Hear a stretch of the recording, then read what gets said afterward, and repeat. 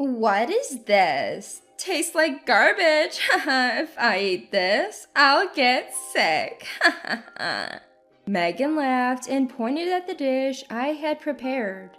I had tasted it before serving, and it didn't seem off to me. It was all just Megan being difficult. Andy and I had spent 3 days preparing for this. We were so excited to hear that our eldest son and his wife were coming over. Looking back, Andy and I felt foolish for getting our hopes up. Megan's rude behavior and Benny just going along with whatever she said wore us down. We felt so distant from them.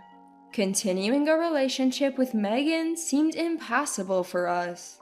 Maybe we need to set clear boundaries with her. Before I could confront Megan, Andy reached out to the dish. My name is Katie, a housewife in her 70s. I live with Andy. We have a son, Benny. After graduating from a prestigious private university, he got a job at a major company and lived alone in Boston. 2 years ago, he told us he was getting married. The woman Benny introduced as his fiancée seemed sweet and polite. According to Benny, after the wedding, they planned to move closer to us and wanted to bond with us, especially Megan. We were okay with it, but wondered how Megan felt. When we asked Benny, he said, Megan is excited. She wants to get closer to you guys. So we welcomed their decision. About 2 months after their wedding, as promised, Benny and Megan moved near our house.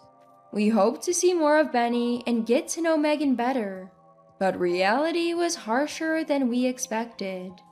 Benny transferred from the company's headquarters to a branch in our town. He thought he could manage, but life wasn't as smooth. The problem was Megan's spending habits. Even when Benny earned well at the headquarters, Megan had a tendency to overspend. When Benny's salary decreased slightly after the transfer, Megan's spending didn't slow down, it escalated. No matter how much Benny earned, Megan spent most of it, leaving them struggling. Benny didn't care about his appearance and always lived a humble life. Benny was always out trying to earn more, and he hardly visited us. Megan didn't visit either, making their move seem pointless. Even though they lived nearby, we hardly saw them. Benny was always busy, and we hesitated to reach out to Megan directly. We felt helpless, knowing Benny was struggling. Even in this situation, Benny may be suffering and trying to somehow rebuild his life. Still, we tried to help by sending them $1,000 every month. We wished we could send more, but with Andy retired and us living on a pension, it was all we could manage. Every time we sent money, Benny would thank us, saying, I really appreciate it. His voice always sounded so wary, and it broke our hearts every time. We wanted to be there for Benny, to support him as his parents. So we decided to help him in any small way we could. On days off, when we had some free time, we'd take him shopping. We'd treat him to a nice meal.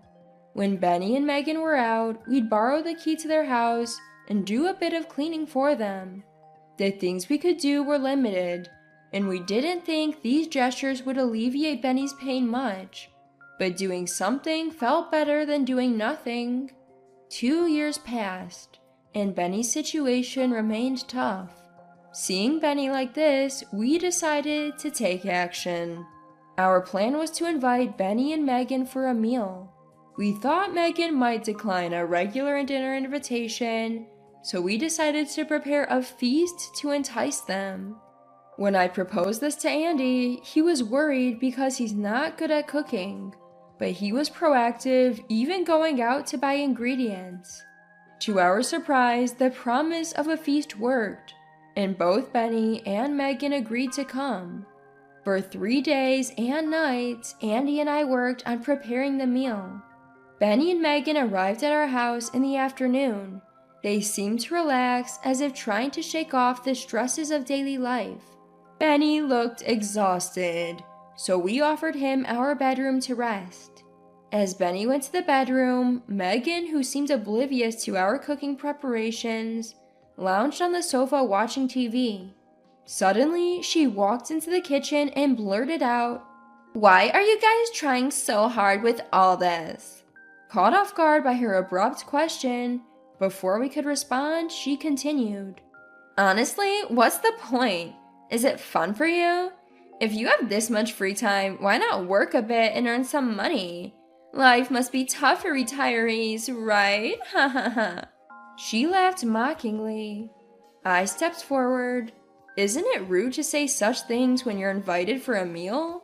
Where are your in-laws? Some respect would be nice." Megan's face turned red.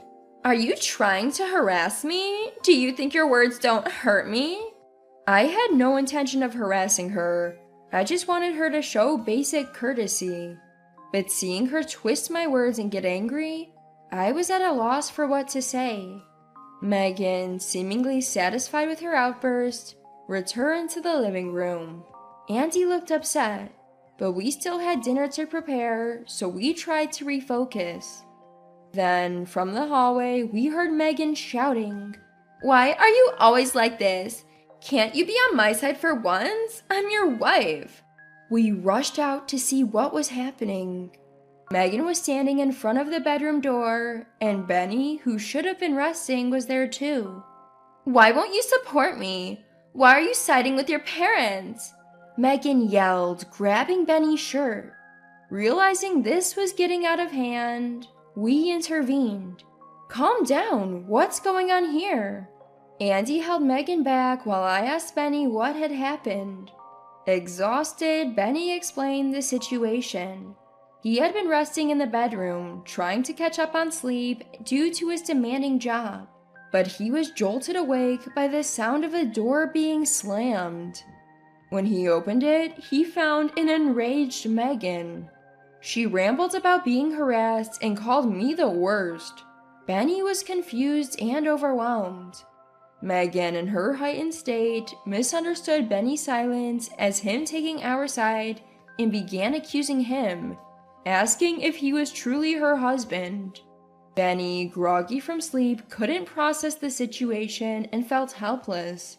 Seeing Benny like this, Megan's anger only intensified. Benny seemed to be caught in the crossfire, looking even more drained. I confronted Megan.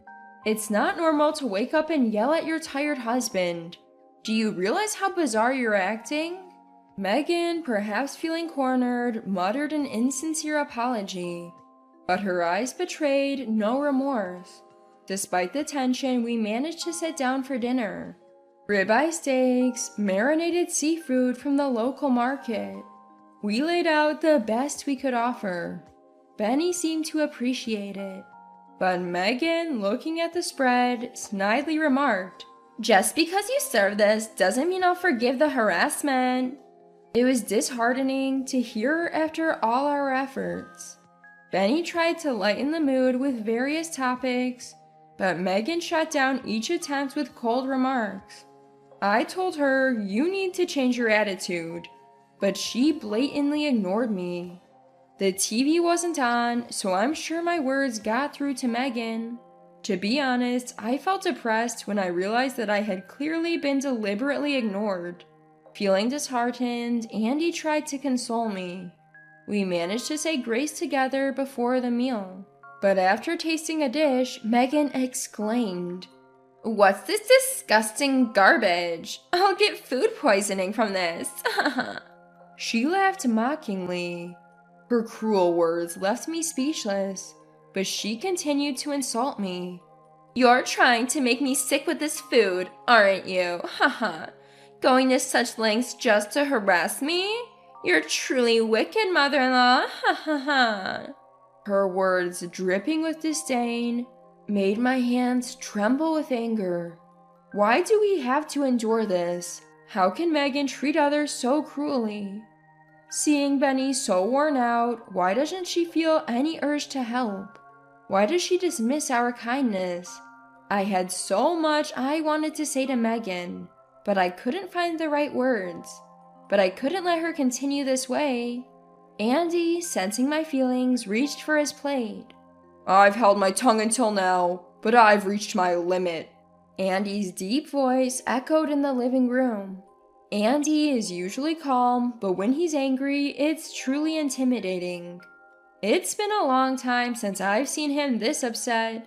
His anger unabated, Andy continued. I'm cutting ties with you. Leave now. Andy yells at Megan. Even Megan seemed taken aback, her face turning pale. What? Father-in-law? How can you say that to your daughter-in-law? Do you enjoy this harassment? I never thought even father-in-law would stoop so low. She retorted, tears in her eyes. But no matter what Megan said, Andy's stance remained firm. I don't care if you call it harassment.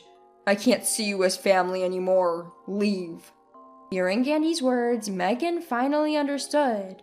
Fine, I'll leave. From now on, I won't have anything to do with you or mother-in-law. You'll regret this. With that, she packed her things and left. I asked Benny if he wanted to go after her, but he seemed resigned. It doesn't matter. He was engrossed in the meal before him, so we decided to let her go. Considering the potential for another confrontation if Benny went home, we decided to let him stay the night. Benny seemed relieved, not wanting to face Megan. That night, for the first time in a long while, we enjoyed some quality family time. We shared stories, grievances about Megan, and even slept in the living room, reminiscent of a camping trip. The tight fit of the comforter reminded me how much Benny had grown, but the peace was short-lived. The next morning, we were jolted awake by the doorbell. As expected, it was Megan. I looked around to see what was going on, and as expected, it was Megan who was ringing the doorbell. As Benny, Andy, and I discussed what to do, the door was pounded loudly. Mother-in-law, I know you're in there. Benny hasn't come home. He's here, isn't he? Let him out now. Megan's words struck fear in me. I felt that if we handed Benny over to her now, things would take a turn for the worse. So we decided to let Megan in and have a discussion. The moment the door opened, Megan stormed in, glaring at me. You think you can steal someone's husband? That's unbelievable. She shouted angrily, but her words didn't affect me anymore. Steal? That's a harsh way to put it. We simply offered him a place to stay because of the way you've been treating him. He made the choice, not me. Blaming me is misplaced, don't you think? Megan's face turned beet red. You're the worst, mother-in-law and father-in-law, for letting you behave this way. Stay away from us forever. Her words no longer held any weight. Both Andy and I were ready to cut ties with Megan. The atmosphere was tense, but Benny's words changed everything. I can't continue with you. Let's get a divorce. His statement stunned Megan, who had been red-faced with anger. A divorce? Seriously, you choose mother-in-law over me? Her tone shifted, and she looked at Benny with pleading eyes. Benny retorted, A wife who neglects her duties and parties all the time versus my parents who've always been there for me. The choice is clear. Megan, still not convinced, said, They're just manipulating you. Once they have you, they'll discard you too. Such baseless accusations. We never abandoned Benny. But Megan, desperate to paint us as villains, shouted hysterically, You're trying to take Benny from me. Do you hate me that much? At this point, it was unclear what could calm her down. Suddenly, Benny slapped Megan across the face. Enough! The room went silent. Megan, in shock, couldn't comprehend what had just happened. You've not only been a burden to me, but also to my parents. Aren't you ashamed? I thought you'd come to your senses, but I was wrong. Don't say such things. I love you. Please reconsider. I've made up my mind. From today, we're strangers. Don't ever call yourself my wife again. Megan looked defeated. No one reached out to her. She eventually left, realizing there was no point in arguing. For the next few days, Benny stayed with us. He began the divorce process, which was finalized recently. Megan was reluctant to sign the papers, so they had to get a lawyer. Benny had evidence of Megan's reckless spending, which helped him secure the divorce. He also sought compensation in court. Benny was forced to work for Megan and was showing signs of a lifestyle disease. Megan's parents paid the settlement. Now in debt to her parents, Megan works day and night to repay them. After the divorce, Benny continued living with us for a while. We wanted to give him a break, especially after all he'd been through. Now, Benny is back on his feet, working hard every day. Life might throw more challenges at him, but we'll always be his parents. We'll support him in every way we can.